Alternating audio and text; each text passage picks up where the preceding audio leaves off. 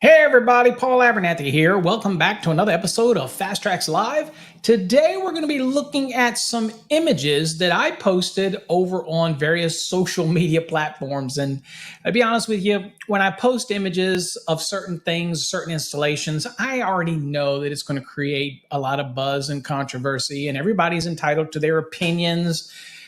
So I post these, and I will tell you, some people go really far in their opinion, and they're entitled to it. Now, I'm trying to tell you, when I tell you something on these social media, it's probably where your electrical inspector is going to go. So again, but you're entitled to your opinion, and welcome it. I'm not entitled to have to listen to your opinion because I don't all the time. But again, and you can choose not to listen to mine if you want. But we're going to look at some of these illustrations and talk about them a little bit.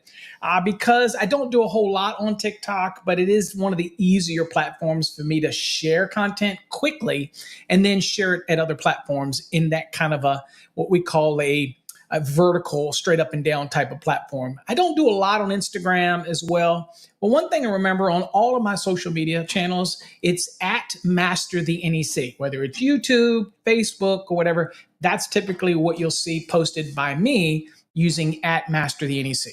All right, before we get started, I do have to make some announcements for sales.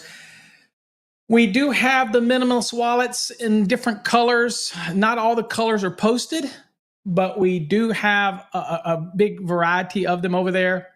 These are available not only in Master Electrician, but Journeyman. If you don't see one in the color you like, just ask. We'll tell you. We have them in green, blue, or whatnot. If you make an order and you want something like a green, a blue, something like that, we'll tell you whether we have it or not. But we do know we have orange and red and all that. So you can go right here to this website and you can find about our minimalist wallets. I love mine. Another thing is some of these novelty plates. Again, they are anodized aluminum plates. A lot of people are putting them in their window of their car. Some of them are just putting them in their office. You can actually have these customized with your name, your license number, whatever you want on them. And we have a bunch of different designs available. So check those out. One of the more popular ones, believe it or not, and I know you're going to probably get offended if I post this, but again, don't care about people's feelings or opinions. Is this one, FAFO? You know what it says. You can see it. But we also have one for the less triggered, screw around and find out. We do have one of those available as well. So you can also check that out. And we will customize it and add your name, a license number, or whatever you want to it. But check that out over on our website. Also, update all of our Fast Track students. We have the latest, tore up my screen there. We have the latest calculation forms available in our program. So again, these are for helping you do calculations, and I'm screwing up my green screen by doing that, sorry. All right, so let's look at these illustrations and kind of work our way through a few of them. And some of these are more controversial than others, but we'll kind of look at it. Some of them are just plain no-brainers, right? All right, so let's look at this one here. All right, here's the first one we're looking at. Oh, by the way, the coupon code is still active up there if you want to get subscribed to Fast Trax Tube. That's our video platform. It is included with the enhanced and the plus packages on our website. You do have to follow the instructions. You don't just instantly get access to it. Okay, it's a totally separate website. But if you want to get it, use that 50 off code, and it's still active right now. You get 50% off all of our videos, and you also can get in line for our new calculation series that's coming out. Plus, there's an 8-hour video up there of just calculations that's worth the price alone if you're preparing for an exam. So that's worth it alone. Okay, so don't bitch about the content because you don't have any say in that. It's just videos that we share, things that we've done, and either enjoy it, or if you don't want it, don't get it. It doesn't bother us either way. All right, so let's look at this video. So this one I posted over on TikTok. And of course, obviously this is the first one of a no-brainer, right? So this one here, obviously they're coming up, and I don't know how to get rid of this stuff, so bear with me.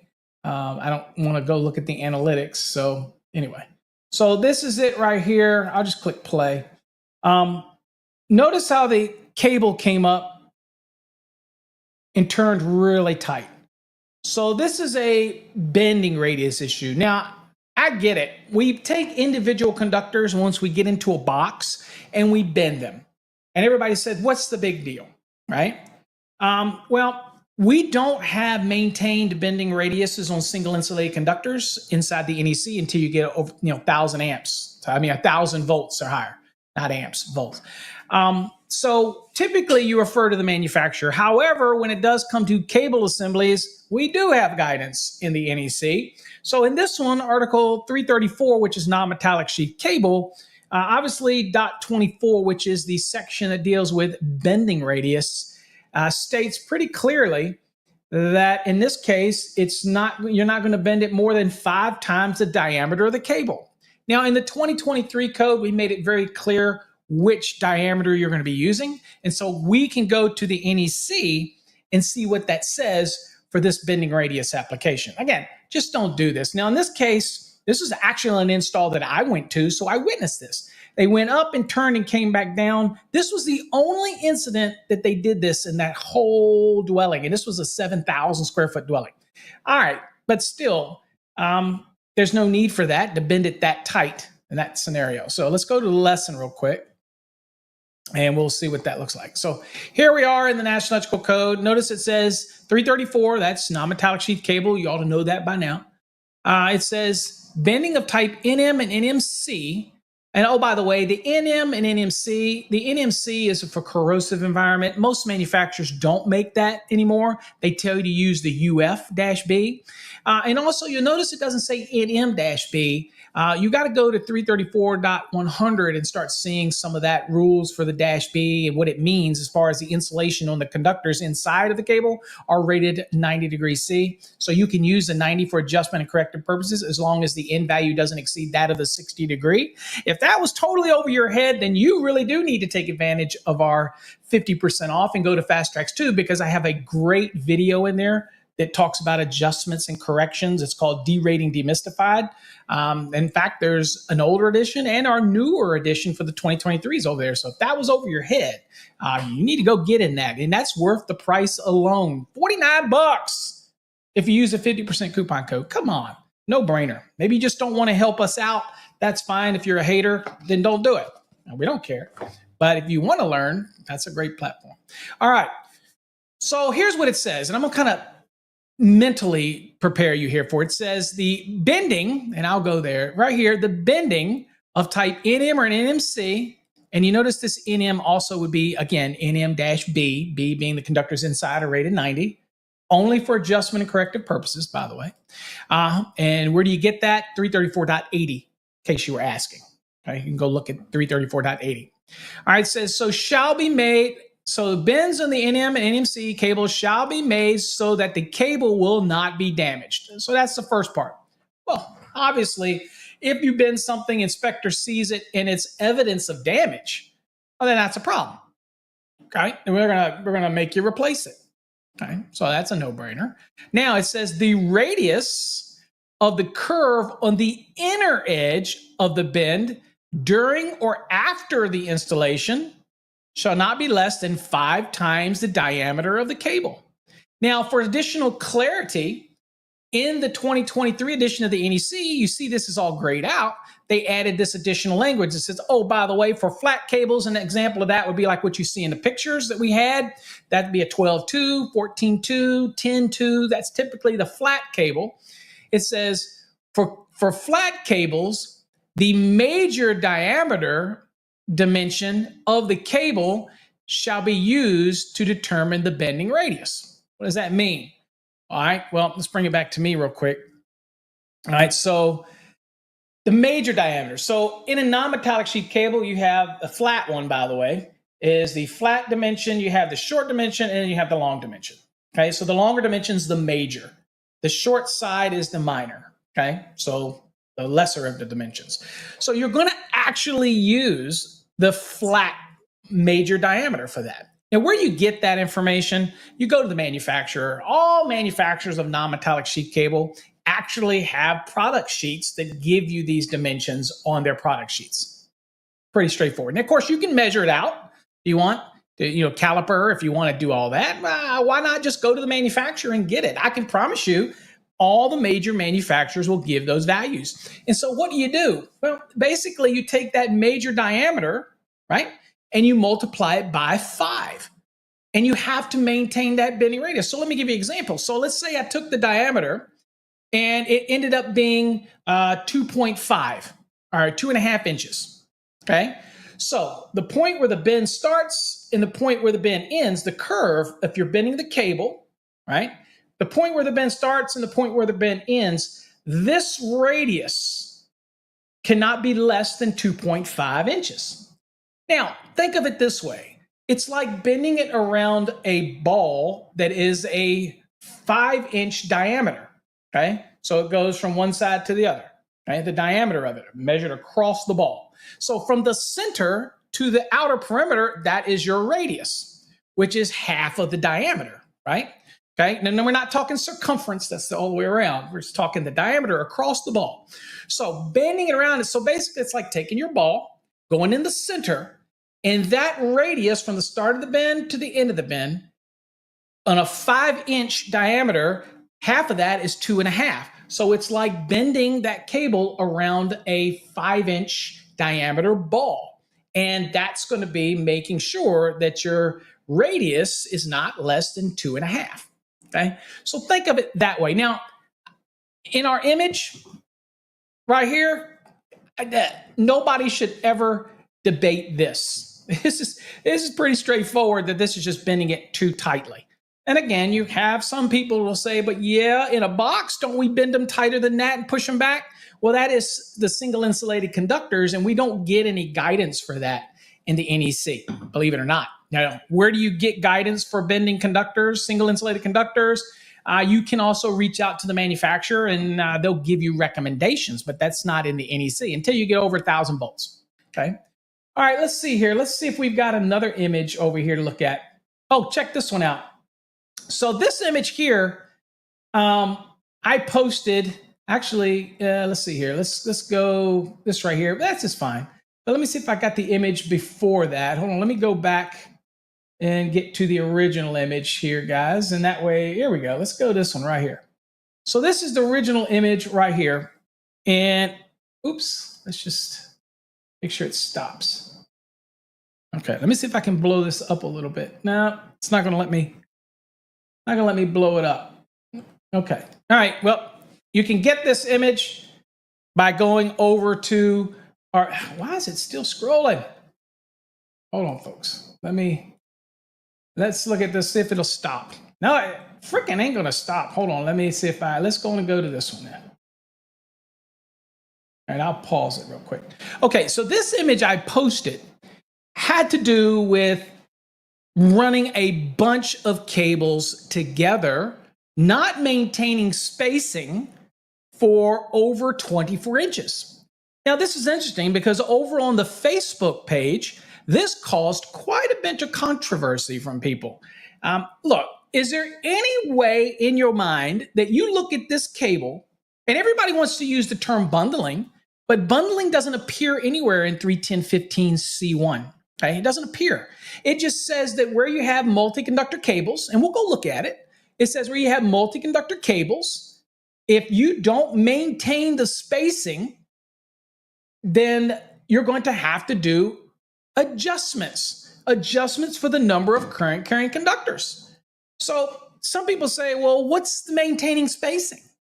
And they want to make this harder than it is, really, they do. Sometimes they want to just burn too many brain cells.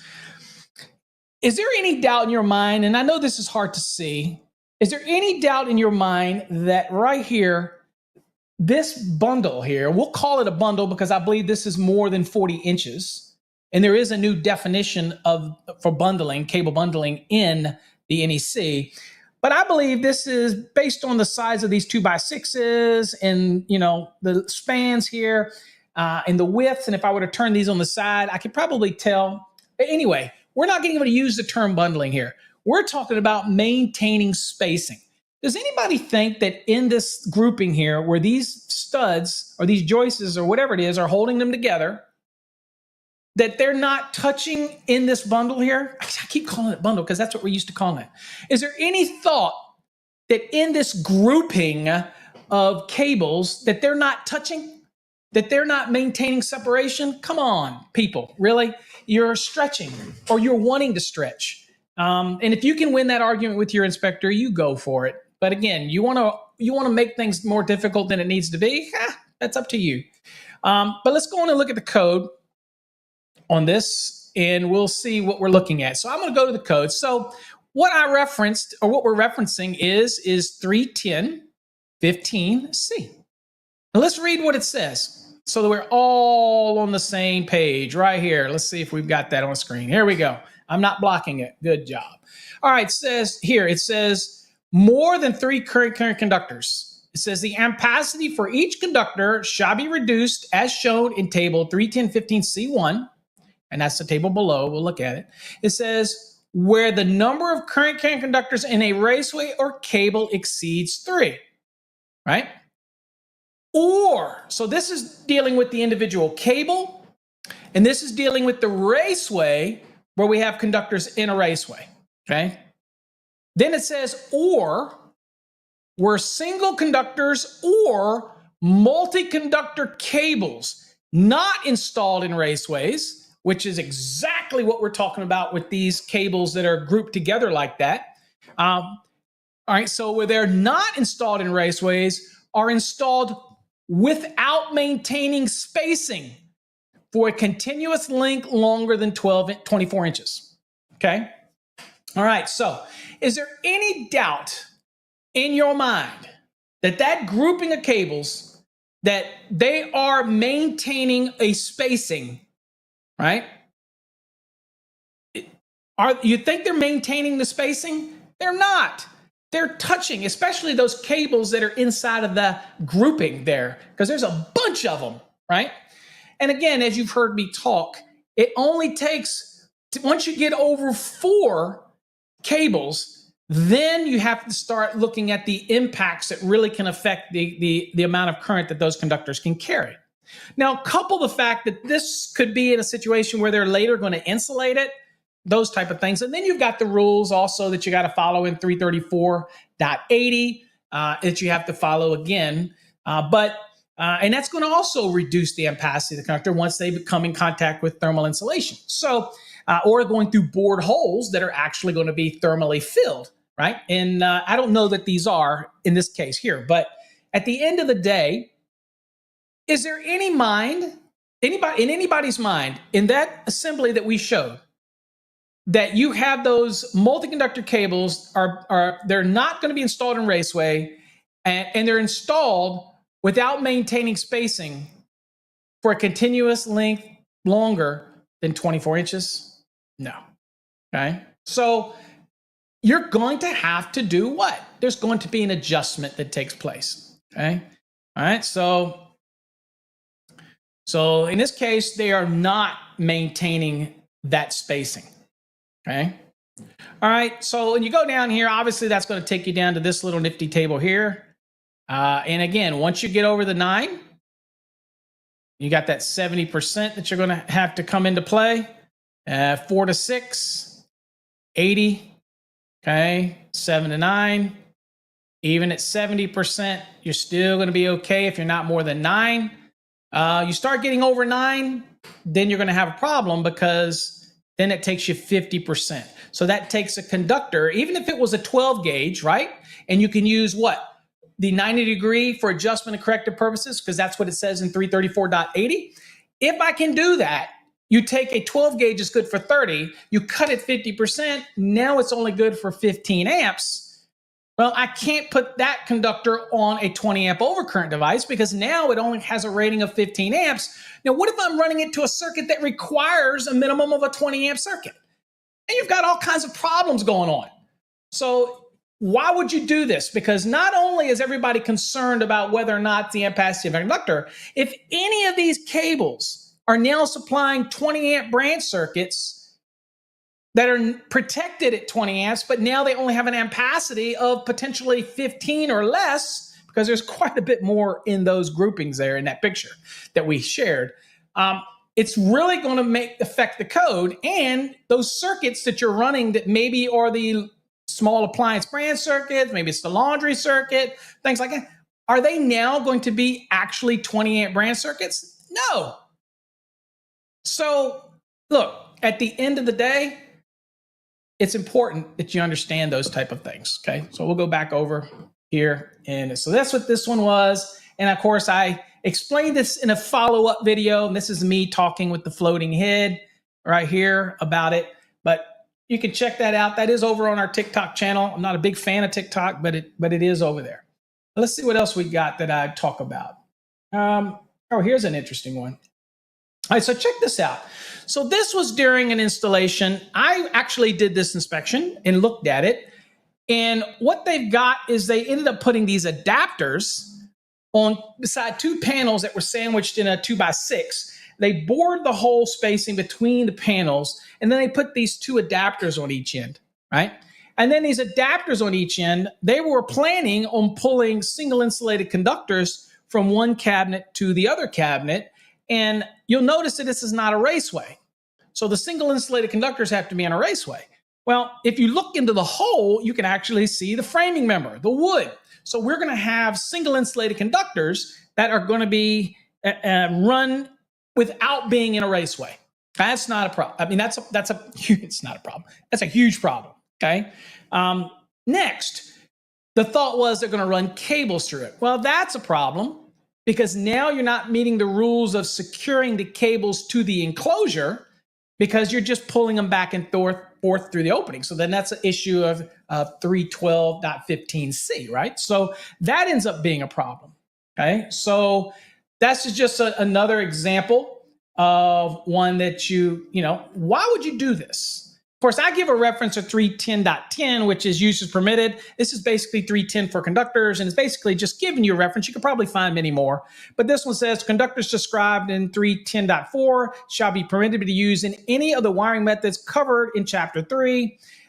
This is not a wiring method at all. This is just an adapter on each side trying to pull single insulated conductors through a cavity or through the stud. That's not going to work. Okay. So anyway, believe it or not, I did see this on an installation. Okay. So that's what we were talking about there. So that's what that image is about if you happen to be on our TikTok page.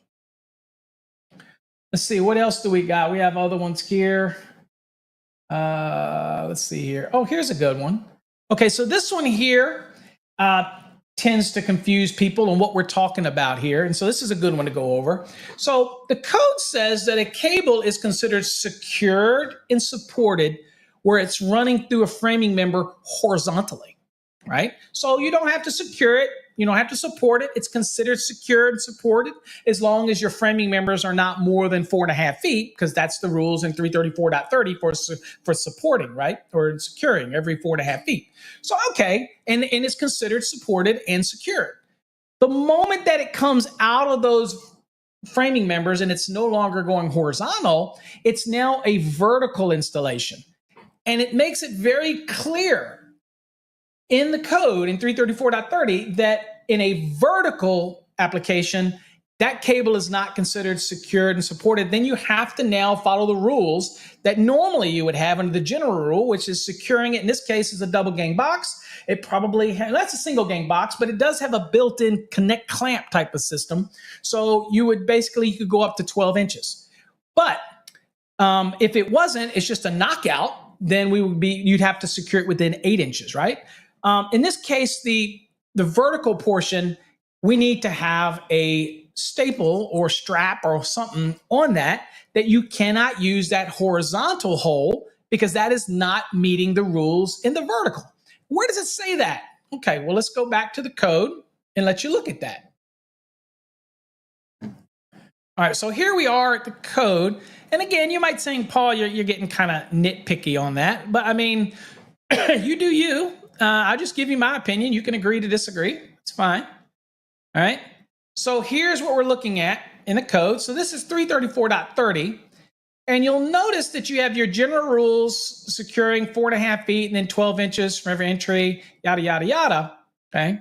But now you see horizontal runs through holes and notches. Okay. So it says in other than vertical runs. I don't know how much more clearer that I can make this to people, that the moment that that came out of that framing member, it is now going where? It's going vertically down. Just ask yourself, is that box lower than the vertical hole? Is it going down? Yes, it is. So at this point, notice how it says the horizontal runs through holes and notches. It says in other than vertical runs.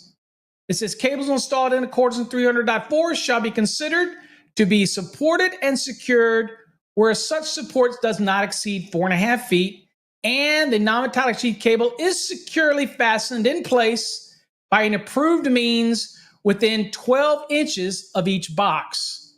Okay, so even in this horizontal application, running through the framing members is considered securing and supporting. But it makes it very clear that even in that case of the horizontal run, that the non-metallic sheet cable has to be secured in place by an approved means within 12 inches of the box, cabinet, conduit body, or other non-metallic sheath cable termination. So that in itself tells you that that bored hole cannot meet this application when it comes to terminating at the box. You have to have some type of approved means. Once it gets into those horizontal framing members, then it's considered secure and supported as long as there's no spacing between these studs, for example, that is more than 4.5 feet, right? So it's very clear that it says right in the beginning of it, in other than vertical runs, okay? So, but then even in the code language, it tells you, oh, well, we'll let this be considered, but it still has to have an approved means securing it within 12 inches of the box. None of that is in this illustration, okay? Letting you see that picture one more time. This is why I called this out, okay? So it's still, even though this is supported and secured running horizontally, right? This portion still has to have something that's approved securement within 12 inches, okay? So nothing is here. And this is not an approved means. This is just the bored hole. This is okay for considered securing and supporting horizontally. But you have all those little rules in there. So I need to bend this down, put a staple on it right here, strap, whatever you want, tie wrap, it's fine. But it has to be within 12 inches, okay? Now, remember, if this was a knockout and it was totally knocked out and this box was a 4 by 2.25 box, then it'd have to be secured within 8 inches, right? But anyway, you get the gist of it. So this is an illustration that I posted, and it caused, again, a lot of controversy on the different social media platforms. And you can agree to disagree if you want. That's totally up to you. And as I tell people all the time, you keep doing you, boo. I'll do me, and we'll just go from there. Let's see, what else do we got here that's a good one? Oh, here's a funny one. So check this out. So I know you've all done this. Look, I know you have. Is somebody said, well, I don't have any strap on me, right? And typically the straps for the SE cable, or in this case, the SER, would accommodate only one SER. So they're like, screw that. Or rather than put two larger staples and put it side by side, they said, man, I'll just take some of the sheathing from a 10-2 and I'll just do it this way. First of all, non-metallic sheath cable is not listed or even evaluated to be a securement method, okay? And I doubt that that staple is designed to work in this fashion. Is this going to work? Yeah. Is this going to hold in place? Certainly. However, this is something that might have done in the past, but right now with so many available ways to do this, you could have put a staple up there with a tie wrap and tie wrapped them and then let the staple hold the tie wrap. Some people argue that that's not what the staple is designed for with the tie wrap, but I'd much rather see you do that or put two separate staples or two separate straps than I would see you do something like this. I get it. You do you, and if your inspector allows you to do it, I'm not here to judge your inspector and tell them what they should and shouldn't do, but I typically, I don't do that. Okay, that type of thing. I'd get me a staple, or I would probably use a tie wrap to do that. But you do you. People can say, well, the tie wrap might not be right either. Whatever. If you want to do that with the sheathing, you go for it. Let's see, what else did I show some pictures in here for? Oh, here you go. Here's one. So this picture, people say, well, what am I showing on this one? This is an example where you do not secure non-metallic sheath cables on their short dimension. So this is on its side, right? And again, that is also covered. We can go look at the code for that. And you should know this, by the way. Just, I shouldn't have to go to the code for you to know this, but we'll go look at it. So here we are in the code. People say, where does it say that? Where does it say that? So here's right here. Okay, let's go to right here. Now, right here. Right there. I'm sure y'all can see that. It says, flat cables shall not be stapled on the edge. Now, folks, I just did an inspection, and I probably found the electricians doing this 100 times. And the good news is they didn't drive the staples home so bad that it looked like it crushed it. But there's a reason for this. And part of the testing that manufacturers of wire and cable have to do is crush an impact. So when they slam this hammer against this staple, and when they're stapled on the edge like that, on the short edge, it causes the insulation to get compressed into the equipment grounding conductor that's in between. And it can cause the insulation to get flattened. And again, it gets flattened, it can cause it to crack on the end that gets expressed or bulges out inside of the cable assembly. And if that's the case, again, you could have issues where it crushes it and then it comes in contact with the equipment ground. And then guess what happens? Your AFCI devices trip and all this kind of crap. And you want to blame the AFCI device, but you don't know where to find it because this thing is embedded in the wall somewhere. And everybody wants to blame the AFCI device for doing its actual job, right? So luckily, non-metallic sheath cable is pretty resourceful, even when you do miss your staple, it's pretty good. But there was an NFPA study that came out that showed way more damage than you think when you miss a staple or you try to do this. This one was a bit excessive, and so we loosened it up. But at the end of the day, why would you do that? Unless you're just in such a freaking hurry, okay? Are you in such a hurry that you're putting everything in and you can't lay them flat and put the staple in? So when I ask these things and people say, well, isn't this a nitpicky thing, Paul? I'm like, dude, look, you getting paid good money. Electricians is a profession. Do it right, okay? Do it right. No reason to half-ass it, okay?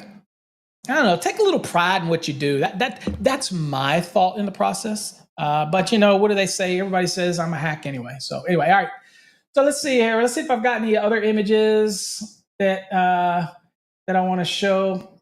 Oh, by the way, these are a lot of my videos that are over on my website. So go check them out. Okay. Some of them might offend you. That's okay too. I'm an equal opportunity offender. Okay. So, I get it. But that's just some of the images I want to show you. There are available over on our TikTok, which is @MasterTheNEC. But that's my @MasterTheNEC is what I use on everything. So check them out. You never know what I'm going to post. Make sure you subscribe. You never know when I'm going to go live or share a video. And also, lastly, I do want to remind you again about our mobile app. If you do not have our mobile app, it's free. It's got calculators on there. It's got a chat feature that you can chat just to people that have the app. It's got so many things. So when you download it from our website, you just go to our website. Here's the URL right here. You'll see in the navigation, it'll say mobile app. If you're on your phone, you just click on the link and it'll pop up and say, do you want to save it to your phone? Yes. You're not going to download anything. It's just a link. but it puts an icon on your phone. And if it asks you, do you want to be notified? Click yes, because we can send you notices, state changes, emergency notices, things like that. We promise not to spam you. That's not our goal here. And so there you go. But you click it. Once you have it, you click it, and it will load our mobile app. And there's so much on here. If you're a Fast Trax Tube subscriber, you can actually click on that and get access to our video platform directly from the app. If you want to go to our forum where you're going to ask questions about the course you're in, then you can click the little forum button, and that'll take you to our website where you can post questions. Okay, so we have that support. One of the neat things with our app is the calculator and the resources. So check resources. When you click on the resources, check this out. These are all resources. There's tons of calculators in here, motor calculators, transformer calculators. There's even a quick link to Ask Paul when you want to ask me questions directly. There's flat rate pricing calculator in there. That's a free program. Box fill, all kinds of stuff in here. Arc flash calculator is in here. You're dealing with NFPA 70E or whatnot. What else is in this thing? Gosh, there's motor conductor sizings. There's three-phase Z resistance calculator. That's for Chapter 9, Table 9 for all you engineers out there. There's motor fuse sizing, generator calculators, motor overloads, motor locked rotor current calculators, bending calculation, offset calculators. Wow, so much resources. There's also another calculator in here that has all kinds of conversion tables. So it lets you convert kW to watts and blah, blah, blah, although that should be easy for you. But that's in there. So much stuff going on in here. You can also get to our live chat feature, which is right there. And I post images, and we have other members who post stuff on here. So that's a neat feature. You can also get access to your course from here, although the course that we offer is not a mobile app. This only gives you access, a quick link to the website, which our website is mobile adaptive. So it's just like it's the mobile app. So for example, if I wanted to go to the basic courses, I just click on that and it takes me to the login on our website. That's for the basic and enhanced. And if you want to go to the Fast Trax Black or Plus, it takes you to your normal Cengage login. Okay. So that's all it really is a shortcut. We're always adding new things to this mobile app. Okay. So make sure you get it. It's free. Doesn't cost you anything. And you don't have to update it. We'll update it for you. And that's why we use the web version, so that every time you log in, it's automatically going to be current. So make sure you get it. It's a free resource. Doesn't cost you anything. We're not trying to push any sales down your throat. It's free. Okay. Also on our website, we have free courses. We have exam prep primer to kind of gauge where you're at and see how your knowledge is. And we have what's called boxes and enclosures. That's a free program that we also have over on our website. Where? FastTrackSystem.com. Of course, we'd love to have you in our program as well. But anyway, follow me on the social media. Again, if you're interested in any of our products, our swag, our hats, things like that. Again, we have these minimalist wallets. Show your pride as a master electrician, journeyman electrician, and whatnot. If you're interested in any of these types of neat little commemorative type of license plates, just holler at us. We'd love to have you. Just go to our website, fasttracksystem.com. You'll see the link to the store above. We'd love to have you. All right, folks. Appreciate you all. Till next time, stay safe. God bless.